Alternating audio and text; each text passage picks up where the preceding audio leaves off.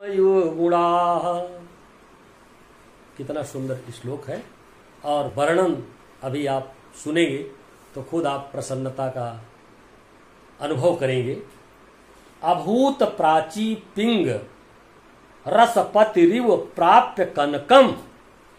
अभूत का अर्थ होता है अनोखी, प्राची का अर्थ होता है पूरब की दिशा। पूरब दिशा अनोखी हो गई। कौन सी ऐसी स्थिति आ गई जो अनोखी हो रही है? तो बताते हैं रसपतिरिव।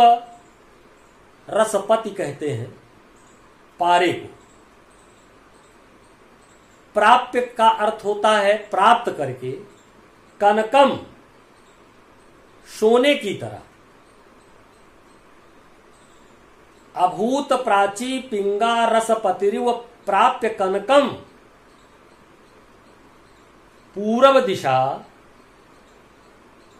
रसपति अर्थात पारे को प्राप्त करके कनकम पिंगा, पिंगा सोने के समान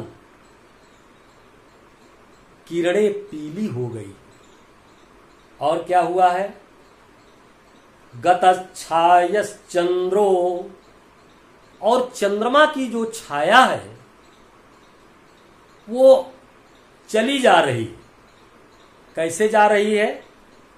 बुध जनैव ग्राम्य सदसी। जैसे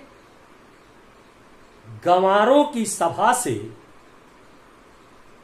विद्वान जन चले जाते हो और क्षण क्षीणस्तारा, क्षणम क्षीणस्तारा, क्षण क्षण में तारे नृपतय इवानुद्यम पराह। तारे क्षण भर में वैसे ही क्षीण हो जा रहे हैं जैसे ऐसा कोई राजा हो जो अनुद्योगी हो, आलसी राजा हो। नदी पाराजनते।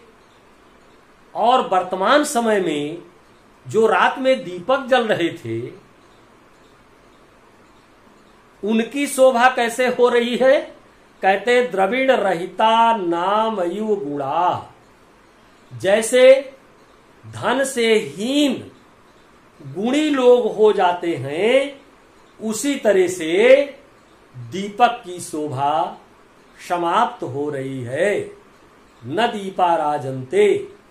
दीप सुशोभित नहीं हो रहे हैं, दीपक सुशोभित नहीं हो रहे।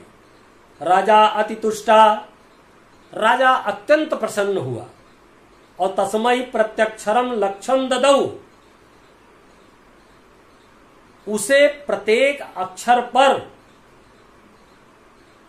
लाख, एक एक लाख रुपए ददौ, दे दिया। इस प्रकार से प्यारे बच्चों, भोज प्रबंध द्वारा उद्धृत जो अंश पाठ के रूप में आपकी इंटरमीडिएट कक्षा 12 के कोर्स में निहित किया गया था, आज हम लोगों ने उसका पठन पाठ